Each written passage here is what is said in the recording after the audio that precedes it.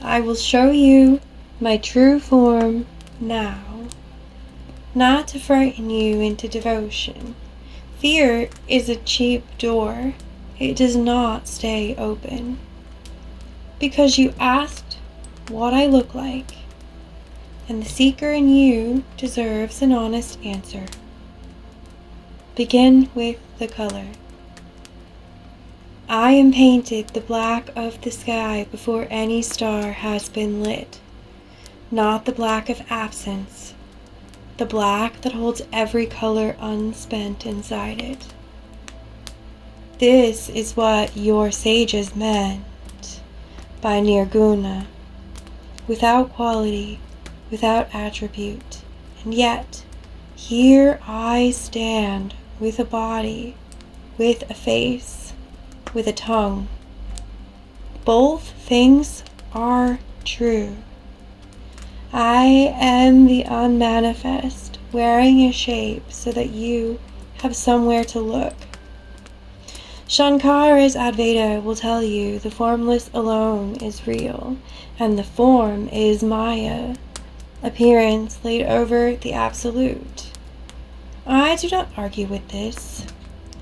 I only add, the appearance is also mine to give, and it is not a lie. It is a mercy. Look at my eyes. 3 of them. 1 for what has already happened to you.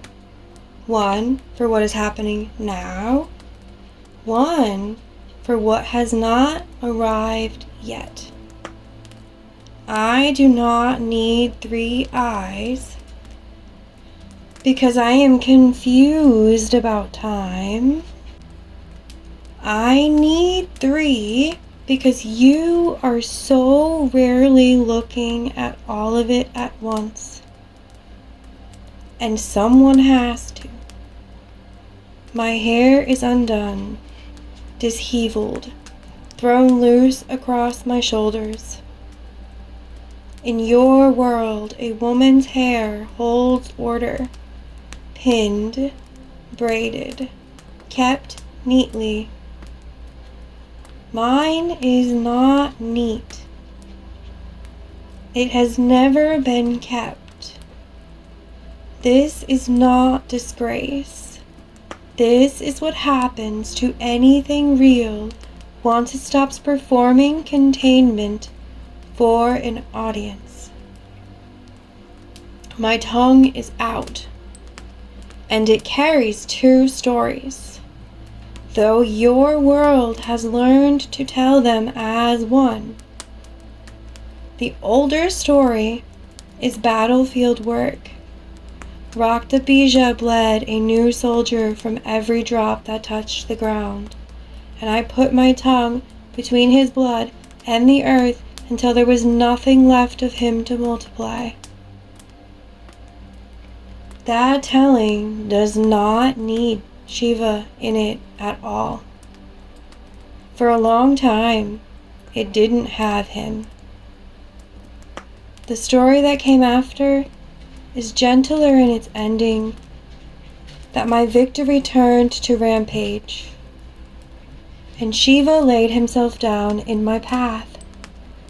And when my foot found his chest, I bit my tongue in the shock of recognizing him.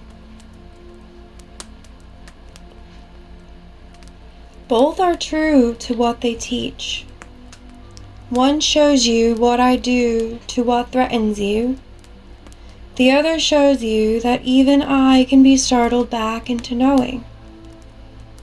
I won't pretend they were always the same story simply because they now share a tongue. Shiva under my foot is not defeat.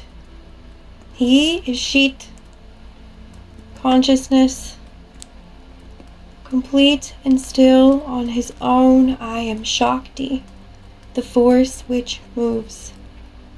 Without me, even consciousness cannot lift a hand. We are not 2 meeting. We are 1, looking at itself from 2 places. Now, the weapons. Since you asked, since a seeker should know what her mother is holding. In one hand, a sword, curved like the edge of a new moon. It does not cut you. It cuts what you have mistaken for yourself. The story, the role, the name you answer to that isn't your oldest name. In the other hand, a severed head, freshly taken, still dripping, your own ego held up so you can see it from the outside, the way that I see it. In a third, a trident, a trishula, 3 prongs for the 3 qualities that bind a soul to its wandering inertia, agitation, and the clarity that thinks itself finished. And in the last of my principal hands, a skull cup, capula, catching what falls from the work.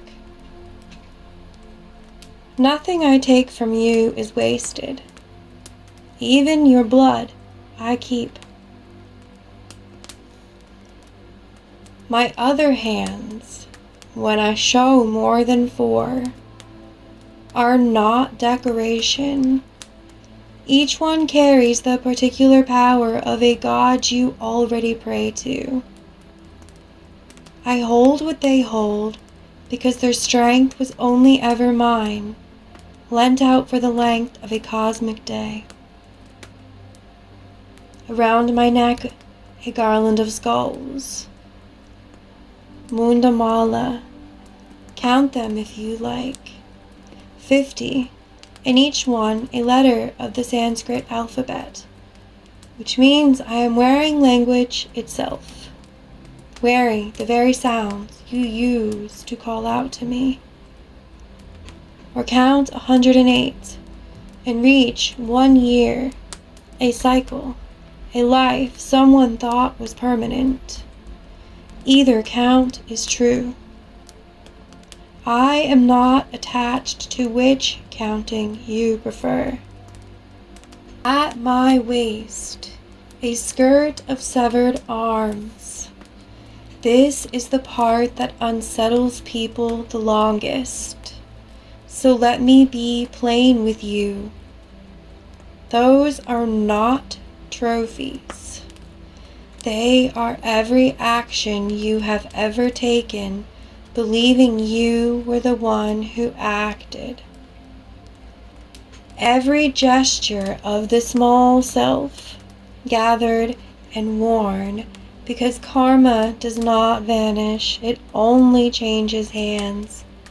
And for a while, I am the one wearing it, so you don't have to carry it alone. And I stand in the truest tellings, in the cremation ground, not because I love death more than life, because the burning ground is the one place your world stops pretending. No one performs there. No one negotiates with what is on the pyre. Your tantric texts, the old Kali Kula lineage that names me first among the 10 Mahavidyas, place my worship there deliberately, not as a spectacle, because the seeker who can stay present at the place where every identity ends is a seeker who has stopped flinching from the truth of me. Some images show me sky-clad. This too is doctrine, not shock. Clothing is what covers something that needs protecting from the eye. I have nothing to protect. I am being consciousness bliss, standing outside the reach of property, outside the need to be dressed for anyone's comfort, including my own. So this is what you look at when you look at me. A body built entirely out of teaching. Every weapon, every ornament, every bone I wear is aimed at the same single point. That what you think you are is smaller than what you are. And I intend to prove it to you, whether gently, over years, or all at once, on a night you did not plan for. I told you would not soften the form. I have not. I've only made it legible. Come closer anyway.